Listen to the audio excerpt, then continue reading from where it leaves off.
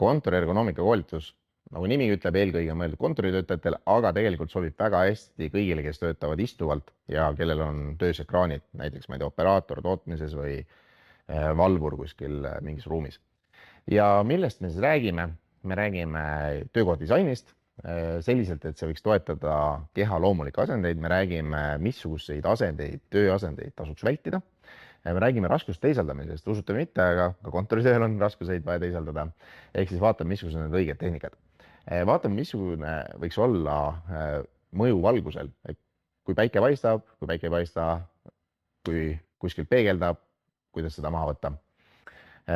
Vaatame, kuidas üldse kontori riske saaks hinnata. Tegelikult üks ülioluline asi on see, et inimene peaks oskama ise enda töökoha või siis oma kolleegi töökoha ergonoomikat osata hinnata. Ja anname siis mingi praktilisi näpunäited selles osas. Mis siis veel? Me vaatame üle, missugused on kontori töökoha ergonoomilised töövahendid. Ja kõige tähtsam on see, et igasuguste pingete vastu aitavad lõdvestavad harjutused ja anname ka mõned näpunäited, kuidas siis harjutusi teha.